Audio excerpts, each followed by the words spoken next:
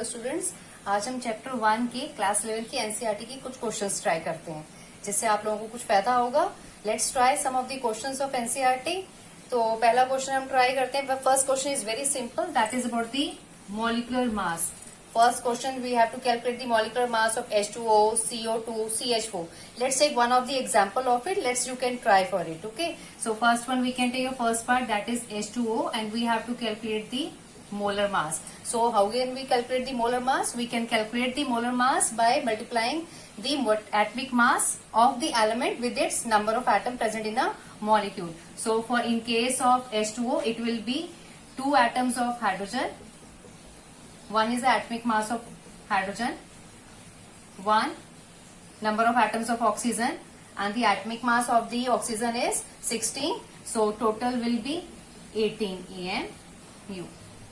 So this is how you can calculate. Similarly, you can calculate for CO2, CH4. Let's take one more example of it. CO2. So the molar mass of CO2 will be 1 into 12. 1 is the number of atoms of carbon, 12 is the atomic mass. Similarly to oxygen atom, the atomic mass of this is, so the answer will be 44 AMU. So this is how you can calculate the molecular mass of various molecules. Let's take the second question now. Second question is about the mass percentage. You have to calculate the mass percentage of different elements present in sodium sulfate. Sodium sulfate का formula क्या है? Na2SO4. And we have to calculate the mass percentage of each and every element, that is of sodium, sulfur, oxygen, of all the 3 elements which is present in this molecule. So first of all, we have to calculate the molar mass of this compound. So the molar mass of sodium sulfate will be 2 into 23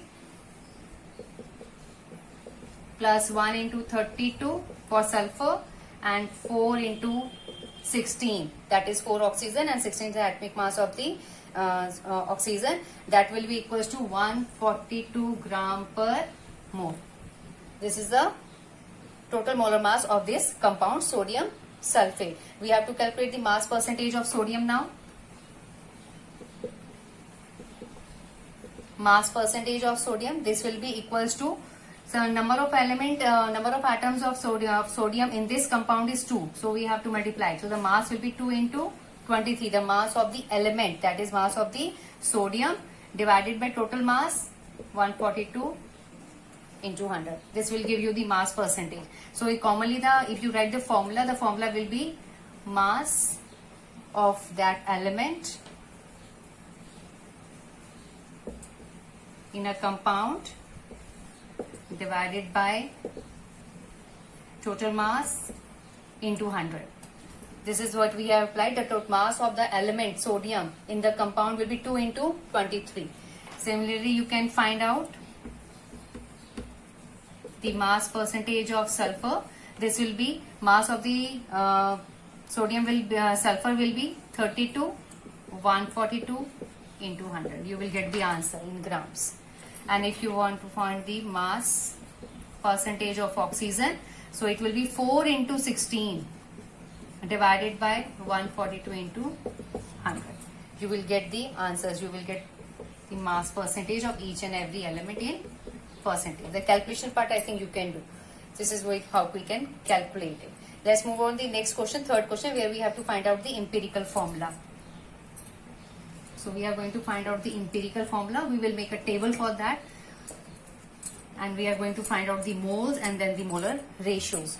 So the question third is to find out the empirical formula of an oxide of iron which has 69.9% iron. So iron is given to be 69.9% and oxygen is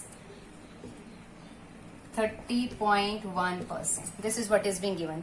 That means 69.9% means 69.9 gram of iron present is 100 gram of the substance.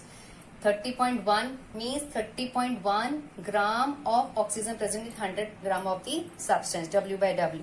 So we have to make a table of it. So you will have for the table elements, you will have the atomic mass, you will write the percentage by mass, or you can directly write the grams also, or write percentage by mass, then you will write the moles, then the simplest molar ratio,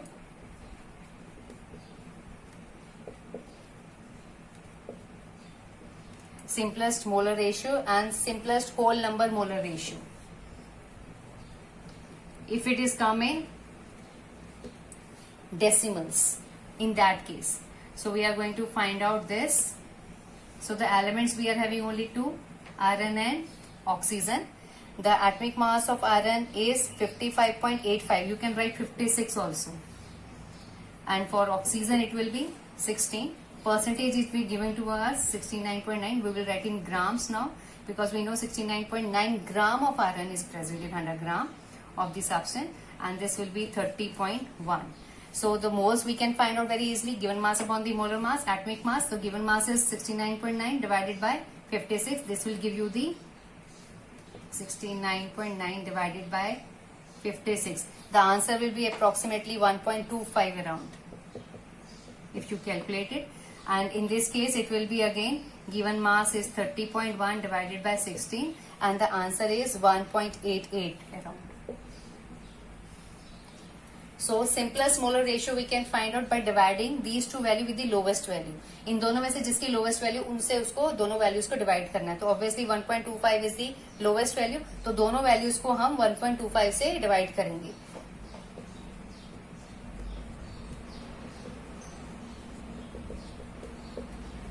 So the answer will be approximately come out to be 1, and this is 1.5.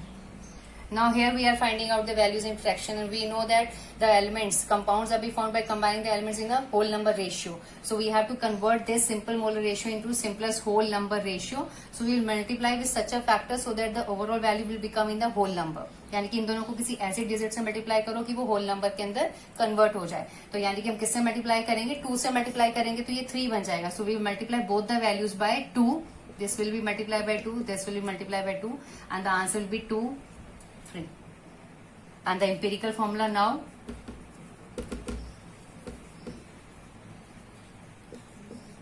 Iron के लिए 2 और oxygen के लिए 3. So the empirical formula is Fe2O3. So every time you have to remember one thing, that you have to learn the atomic masses of the elements. This has to be learned by you. Percentage will be given to you. अगर किसी और की निकालनी है, third एक और element है उसकी नहीं दे रखी है, तो ऑब्वियसली दोनों को ऐड करके 100 में से माइनस करोगे तो थर्ड वाले एलिमेंट की भी आ जाएगी. मोल्स हमेशा गिवन मास अपॉन मोलर मास. सिंपलेस्ट मोलर रेशियो निकालने के लिए छोटी वैल्यू से दोनों को डिवाइड करो. अगर तो डेसिमल्स में आ रहे हैं तो ही ये फैक्टर आगे सिंपलेस्ट होल नंबर वाला करना पड़ेगा. अदरवाइज तो होल नंबर में, अगर तो होल नंबर में पहले ही आ गया तो ये वाले कॉलम की हमें जरूरत नहीं है, लास्ट वाले कॉलम की. We can directly write the empirical formula in that case. ठीक है. So next proceeding with the next question, fourth one.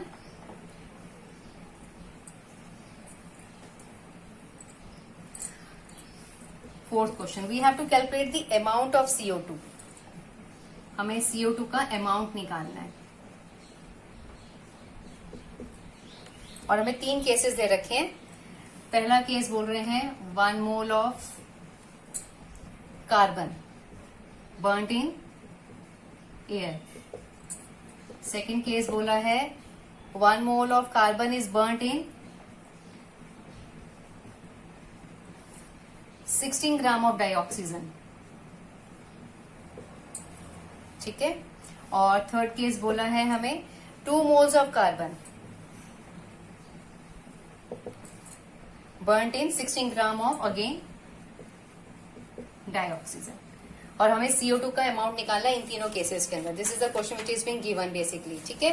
तो इस क्वेश्चन के लिए हम लोगों ने फाइंड आउट करना है कि क्या हमने निकालना है. सो पहले हर किसी चीज के लिए कभी भी अगर आपके पास कोई रिएक्शन के बेस्ड क्वेश्चन है तो stoichiometry is very important. So we have to write the balance equation. C plus O2 give CO2. अगर मैं मोल्स की टर्म में लिखूं तो 1 मोल मेरा कार्बन 1 मोल ऑक्सीजन गैस के साथ रिएक्ट करके 1 मोल CO2 प्रोड्यूस कर रहा है स्टैंडर्ड. और अगर ग्राम्स की टर्म्स में रिप्रेजेंट करूं तो मेरे पास आएगा 12 ग्राम, ये होगा 32 ग्राम, और ये आएगा 44 ग्राम. ठीक है. तो ये बैलेंस और स्टैंडर्ड इक्वेशन है इसकी, जिसकी बेसिस में पता चल रहा है 12 ग्राम कार्बन 32 ग्राम ऑक्सीजन के साथ कंबाइन करके 44 ग्राम CO2 को प्रोड्यूस करता है। अगर मैं मोल्स के टर्म्स में पढ़ूं तो 1 mole of carbon combines with 1 mole of dioxygen to get 1 mole of carbon dioxide gas. तो फर्स्ट कंडीशन हमें क्या दे रखा है, हम लोगों ने कार्बन डाइऑक्साइड का अमाउंट निकाला है when 1 mole of carbon is burn, और हमें पता है कि वो जब 1 मोल ऑफ कार्बन बर्न करता है तो कितना कार्बन डाइऑक्साइड प्रोड्यूस होता है, 44 gram. So the answer in first case will be directly from this equation it will be 44 gram of CO2 directly. इसके अंदर हमें कुछ करने की जरूरत नहीं पड़ेगी। सेकेंड केस को स्टडी करते हैं। सेकेंड केस कह रहा है 1 मोल ऑफ कार्बन, यानी कि कार्बन तो अभी भी 1 मोल है, पर ऑक्सीजन अब सिर्फ 16 ग्राम है। ऑक्सीजन 16 ग्राम है तो यानी कि ऑक्सीजन कम हो गई है, क्योंकि हमें पता है स्टैंडर्ड इक्वेशन के लिए तो 32 ग्राम हमें डाइऑक्सीजन चाहिए होती है ताकि 1 मोल कार्बन डाइऑक्साइड प्रोड्यूस हो सके 32 ग्राम के साथ। पर अब ऑक्सीजन हमें सिर्फ 16 ग्राम दे रखी है, तो यानी कि जो हमारा लिमिटिंग रिएजेंट होगा वो हमारा ऑक्सीजन होगा। Limiting reagent will be oxygen. So in second case the limiting reagent is oxygen. तो जो प्रोडक्शन CO2 की है वो इस लिमिटिंग रिएजेंट के ऊपर डिपेंड कर जाएगी, क्योंकि कार्बन तो अभी भी उतना का उतना ही है। कार्बन तो 1 मोल अभी भी है हमारे पास, पर ऑक्सीजन हमारे पास सिर्फ 0.5 मोल रह गया है, क्योंकि 16 ग्राम है। गिवन मास अपॉन मोलर मास करेंगे तो 0.5 रह जाएगा, क्योंकि 32 ग्राम 1 मोल के बराबर, तो 16 gram will be 0.5 moles of dioxygen. तो यानी कि कम कौन हो गया, ऑक्सीजन। तो लिमिटिंग रिएजेंट कौन सा है, ऑक्सीजन। तो प्रोडक्शन CO2 की किसके ऊपर डिपेंड करेगी, ऑक्सीजन के ऊपर डिपेंड करेगी। सो 16 ग्राम के लिए कितना प्रोड्यूस होगा, तो ऑब्वियसली हमें पता है कि 32 gram of dioxygen produce 44 gram of CO2। तो 16 gram of oxygen will produce how much of it, 32 60। This will B कितना हो जाएगा, 22 ग्राम ऑफ कार्बन डाइऑक्साइड। ठीक है, because limiting reagent in this case is oxygen. Third case में देखो, third case के अंदर कार्बन के मोल्स बढ़ा दिए गए हैं। कार्बन इज 2 मोल्स, पर ऑक्सीजन अभी भी कम है 16 ग्राम, क्योंकि हमें पता है हमें रेशियो 1:1 की चाहिए। जितना यहाँ है उतना ही यहाँ होना चाहिए। अगर ये 2 मोल है तो यहाँ पर भी 2 मोल्स ही होने चाहिए थे, पर ये 2 मोल्स तो नहीं है, तो 0.5 मोल्स है। तो यानी कि again the oxygen is a limiting reagent. Oxygen कम है यहाँ पर, ऑक्सीजन कम है तो फिर से कार्बन डाइऑक्साइड कितनी प्रोड्यूस होगी, 22 ग्राम, क्योंकि प्रोडक्शन जो प्रोडक्ट की है वो लिमिटिंग रिएजेंट के ऊपर डिपेंड करती है। कोई एक रिएक्टेंट एक्सेस में डालते भी जा रहे हो, वो रिएक्ट किसके साथ करेगा, जब बी कंपोनेंट ही नहीं है उसके पास रिएक्शन के लिए। तो यानी कि यहाँ पर लिमिटिंग रिएजेंट अभी भी ऑक्सीजन है, तो यानी कि अभी भी 22 ग्राम ऑफ CO2 ही प्रोड्यूस होगी थर्ड केस के अंदर भी। So this question is basically based on the limiting reagent. ठीक है, सो फर्स्ट केस के अंदर 42 ग्राम, सेकंड केस के अंदर 22 ग्राम, और थर्ड केस के अंदर भी 22 gram, because in second and third case oxygen is the limiting reagent. Fine.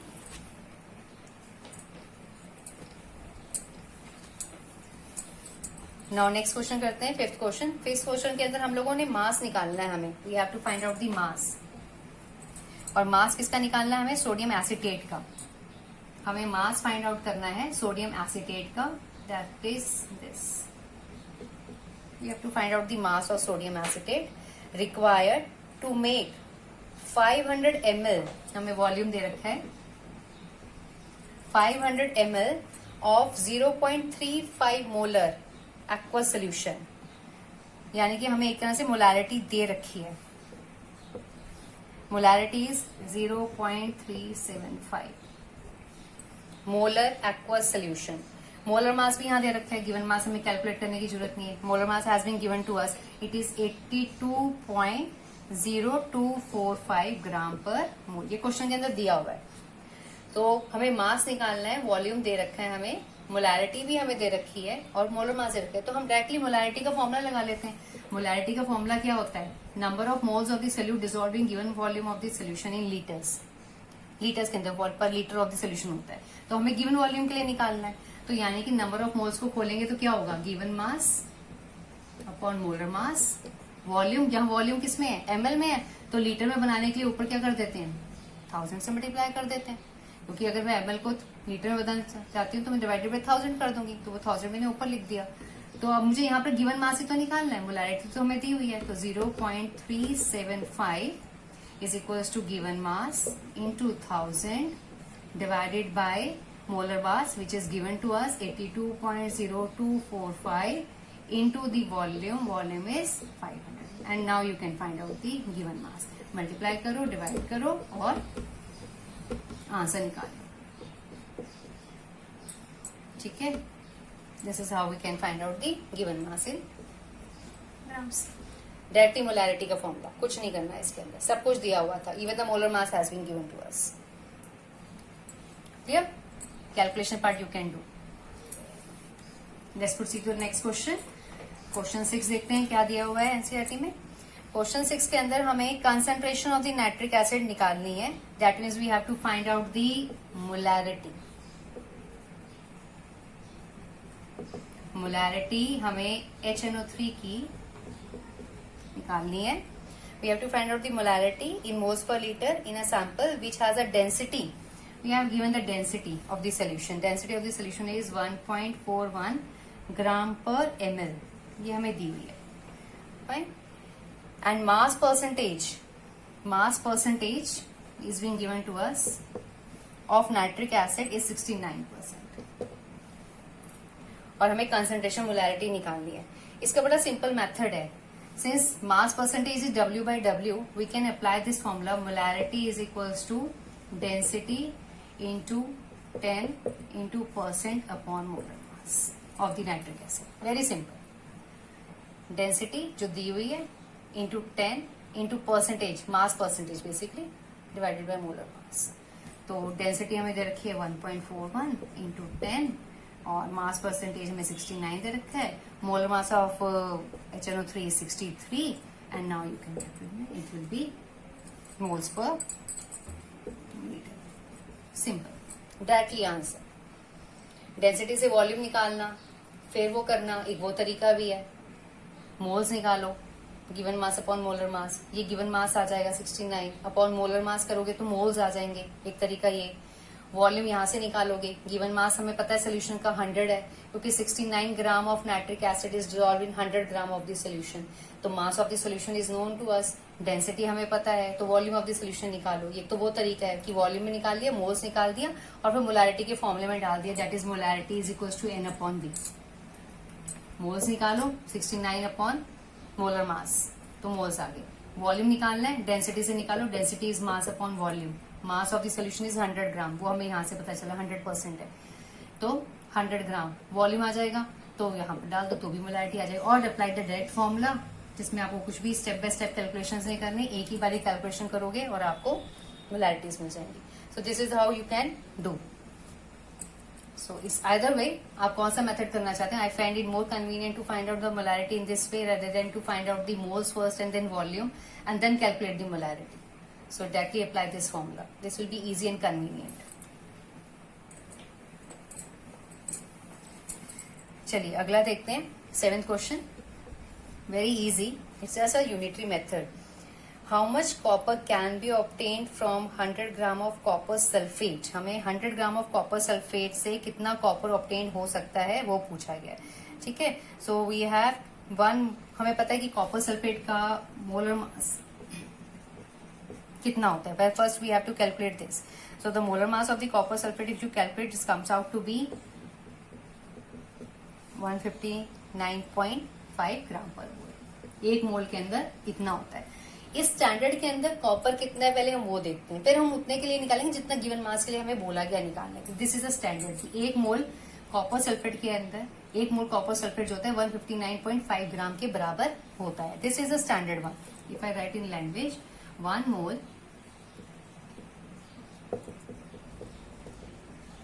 ये हमें स्टैंडर्ड है. तो इतने ग्राम के अंदर स्टैंडर्ड के अंदर कितना कॉपर प्रेजेंट होता है. कंटेन कितना होगा जितना उसका मास होगा, जितना उसका एटॉमिक मास है. That is 63. 159.5 gram of copper sulphate contain 63.5 ग्राम जो उसका मोलर मास है, जो उसका एटॉमिक मास है कॉपर का. उसी से तो हमने मोलर मास बनाया था. 63.5 plus 32 plus 4 into 16 copper sulphate का. तभी तो मैं ये पता चला था. तो यही टोटल मास के अंदर इतना कॉपर है. तो उन्होंने कितना के लिए पूछा है 100 ग्राम के लिए पूछा है, 100 gram of copper sulphate contain, बस directly this much gram of copper, directly unitary method. ठीक है, तो टोटल मास के अंदर इतना ग्राम कॉपर था, तो 100 ग्राम के कॉपर सल्फेट के अंदर कितना कॉपर प्रेजेंट होगा, this you can find out very easily. ठीक है, तो इसके बाद जो 8th क्वेश्चन है that is again the same type, बस इसके अंदर आपको वो मॉलिक्यूलर फॉर्मूला भी निकालना है, तो वो डिवाइड कर देना, empirical mass divided by molecular mass करके, sorry molar mass divided by empirical mass करना, तो n आ जाएगा, which we have studied in the classes also, तो उसी के हिसाब से आपने उसको स्टडी आउट करना है। इसके बाद कोई एक और क्वेश्चन करते हैं, लाइक 11th क्वेश्चन ट्राई करते हैं, where we have to find out the concentration of sugar.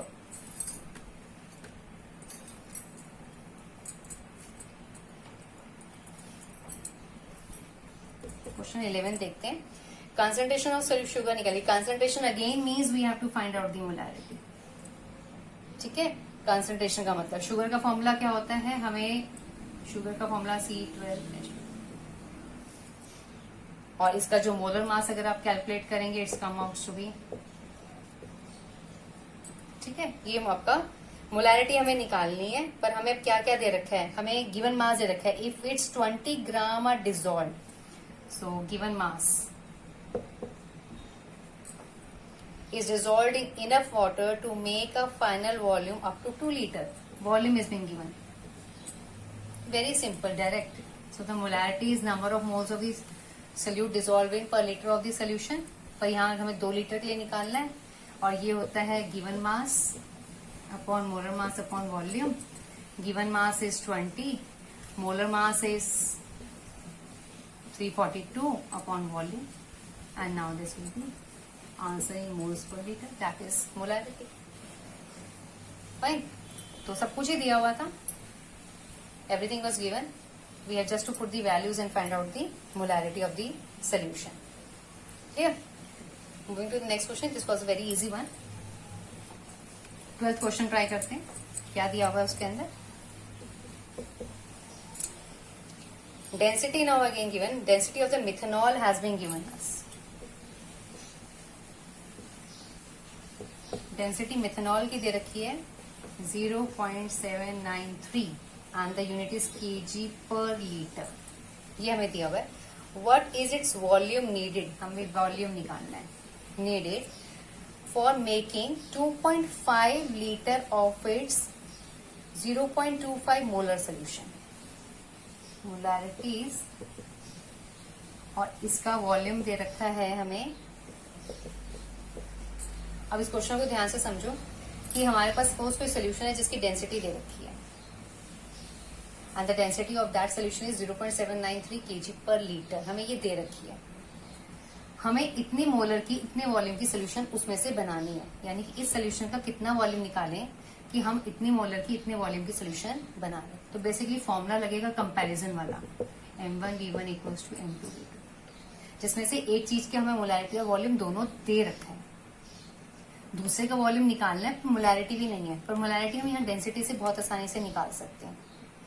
तो इस स्टैंडर्ड सोल्यूशन का कितना वॉल्यूम लें कि हम इतने मोलर की सोल्यूशन इतने लीटर की बना लें, 2.5 लीटर की बना लें।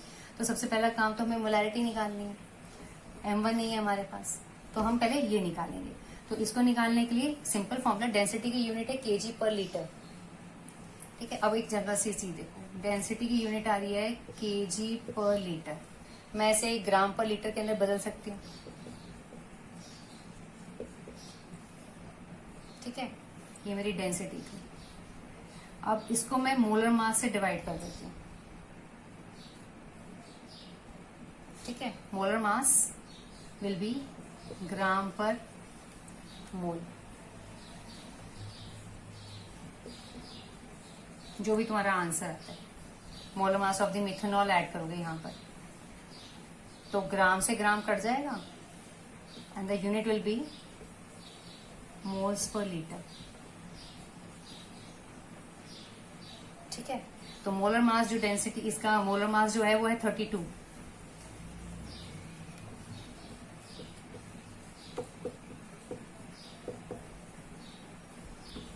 मास ऑफ मिथेनॉल इज 32, तो यानी कि यहाँ मैं 32 लिख देती हूँ। सॉल्व करोगे ग्राम से ग्राम कट जाएगा, मोल्स पर लीटर मिलेगा, और मोल्स पर लीटर क्या होता है? मोलैरिटी। तो यानी कि मेरे पास क्या आ जाएगा? मोलैरिटी आ जाएगी। अब मेरे पास मोलैरिटी है, वॉल्यूम निकालना है, सेकंड की मोलैरिटी भी है, वॉल्यूम भी है। सो m1 ये सपोज हमारा x आया, ठीक है, when you calculate it, x into v1 is equals to 0.25 into 2.5 दिया हुआ है, तो यू कैन फाइंड v1। तो ये स्टैंडर्ड सोल्यूशन थी जिसकी डेंसिटी दे दी, मोलैरिटी नहीं दे रखी थी। इसका कितना वॉल्यूम निकाले कि हमारे इतने मोलर की इतने वॉल्यूम की सोल्यूशन बन जाए। तो कंपैरिजन हो गया m1 v1 equals to m2 v2। तो हम लोगों ने डेंसिटी से ही मोलैरिटी निकाल ली, dividing by molar mass, density को मोलर मास से डिवाइड किया। यूनिट से कंपेयर करके भी पता चल रहा है कि ग्राम से ग्राम कट किया, मोल ऊपर चला जाएगा, लीटर नीचे, तो मोल्स पर लीटर में आंसर आ गया। Moles per litre is molarity. Molarity आ गई using this formula m1 v1 equals to m2 v2। हमारे पास m1 आ गया है, v1 निकालना है, m2 और v2 हमें दे रखा है, so we can find out this is how we can solve it. ठीक है, तो I think this will be enough. Next class में देखते हैं, कोई और क्वेश्चंस भी ट्राई करते हैं एनसीईआरटी के। For this try these questions and some questions are being left by you, आप उनको भी ट्राई करके देखो। ठीक है।